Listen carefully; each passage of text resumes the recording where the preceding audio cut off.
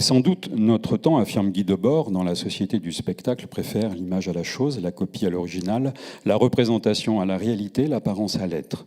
Aujourd'hui, le spectacle, qui n'est plus tout à fait celui dont les situs firent la critique, mais qui reste une affaire de propriétaire, est total, distribué à la demande et en mode continu, augmenté d'une réalité devenue vecteur de communication, stéréotype que les agents du spectaculaire réalisés, pour décliner le concept de Bordien, agite devant l'écran du capitalisme avancé.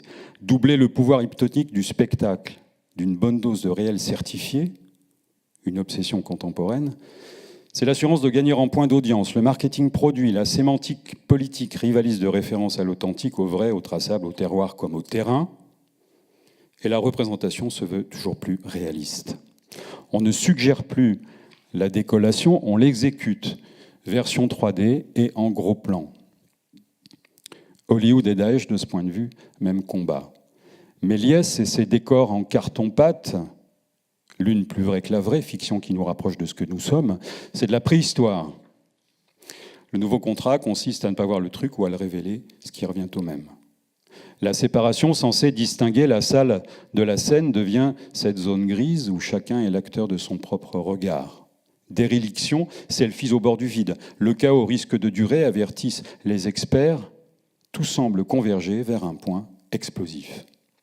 Quête mystique d'un monde sans objet, multitude infinie des significations. Quelqu'un s'occupe des conditions de Dieu, un autre prend des mesures pour rendre la vie meilleure et plus sûre, pour ne pas dire durable.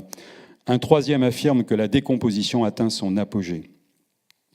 Une hypothèse vérifiable est en cours d'élaboration. Les ambitions des mécontents sont grossières et modestes. L'information mainstream, massivement partagée sur les réseaux sociaux, est dupliquée par ses consommateurs, même servitude volontaire. Les associations, les groupes, les lobbies animés par une dynamique de la purification de plus en plus puissants et agressifs, forts d'un relatif abandon du politique.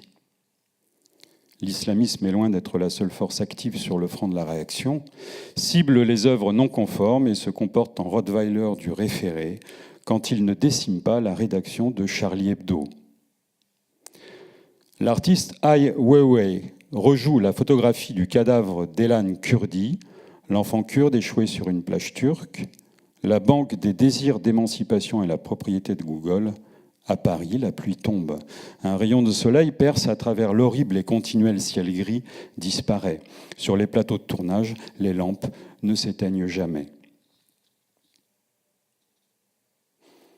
De ce spectacle, de ce monde de contrôle et de fidèles, dont le cube de verre qui donne accès à l'Apple Store sur la 5e avenue à New York et la Kaaba, le cube noir de la grande mosquée de la Mecque serait les géométriques symboles, big data d'un côté et fou de Dieu de l'autre, de cette fiction augmentée de réel, de cette scène où la capacité à voir, à tenir à distance l'illusion esthétique est mise à mal par de nouveaux artifices, de nouveaux simulacres, où la mort doit faire vrai, toujours plus vrai, mais qui tient la vraie mort à distance, de ce spectacle. Donc, je peux dire que le récit prompteur est une réplique au sens sismique du terme, une secousse secondaire, augmentée de la bibliothèque.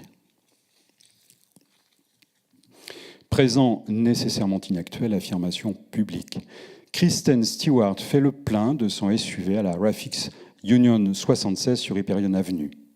Il y a un mec avec un polo gris Good Time qui passe près d'elle et se retourne, et Matthew Judd, le photographe planqué sur le parking en face de la station-service, zoome sur l'actrice.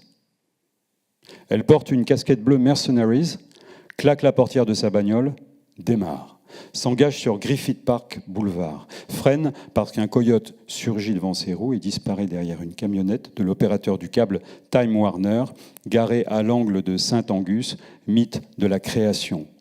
L'animal donne des coups de patte à une boule composée de boue et d'excréments, grondement de tonnerre. Les premiers hommes se lèvent, s'avancent. Et si on allait claquer plein de fric, disent-ils, et la fanfare de l'UCLA Bruine Marching Band, Pom-Pom Girls en tête, défile sur l'air del Toro Caliente. Nécessité impérieuse du mouvement, le besoin d'établir des colonies à travers tout le système solaire, l'enfer lui-même souffle la contagion du monde. Incrédulité à l'égard des métarécits, triomphe de la globalisation néolibérale, essor des fanatismes identitaires, mêlées confuses et meurtrières, ruines fébriles, réseau de malades, casting de dingue, écran global. Ce sont des images de foule, des peuples sous Xanax, des groupes protestataires, des forces anti-émeutes, des tueurs de masse et des paparazzis. Ce sont des centaines de milliers de photos de souris Cruz. Ce sont des catastrophes, des accidents, des déplacements, des attentats, des scènes de sexe sur des tournages porno. Ce sont des ardeurs et ce sont des névroses, des manifestes transhumanistes et des technoprophètes. C'est une scansion qui se déroule à l'infini. C'est la répétition impérieuse d'un même son étirée au maximum de ses fréquences. C'est l'ensemble rigoureusement ordonné des motifs assujettis à la surface. C'est la parole fixée de la logique du récit qui commande et jamais ne doute. Méthode de travail, montage littéraire. Et j'emprunte la formule à Walter Benjamin.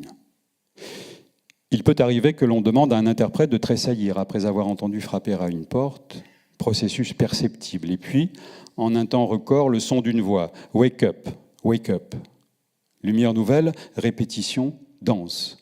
Chorégraphie paroxystique jouant sur le souffle, la respiration, l'apnée, l'asphyxie, l'inspiration, l'expiration. Organisation spéciale, trame sous-jacente géométrique, élan vital. Les rassemblements de masse à la mémoire des victimes d'attentats terroristes s'étirent le long des avenues, les flammes vacillantes des rituels bougies déposées au pied des mémoriaux par des dos qui se courbent scintillent sur les plateaux des journaux télévisés. La sidération le dispute à l'ineffable, des bâches recouvrent des corps sans vie. La France, pays formé à la fin du Haut Moyen-Âge, situé à l'extrémité occidentale du continent européen, est, je cite, sous le choc et saisi par l'effroi. Bruit du zip de la fermeture d'un sac mortuaire, cadavre, et c'est toujours le même, que l'on soulève. Cheikh Abou Mohamed Al-Adnani, le porte-parole de l'État islamique, abattu lors d'une frappe aérienne menée par la coalition sur la province d'Alep en Syrie, rejoint les martyrs et les héros ayant défendu l'islam et combattu les ennemis de Dieu, disjonctions opérantes. Ça semble devoir continuer, mais ça s'arrête au milieu d'une phrase. Être tué est une victoire, et ça oppose deux mondes. Nous sommes en présence d'un corps de sexe masculin, mesurant 1,83 m, de corpulence maigre, vêtu d'un slip. Traumatisme pénétrant de l'abdomen, je fais sécher mon exemplaire du livre 2 de Pourquoi Tom Cruise tombé dans la baignoire. N'as-tu jamais eu d'expérience, d'aventure, qui n'était pas risquée, qui était agréable, me demande Sean Penn, et on déjeune chez Lip.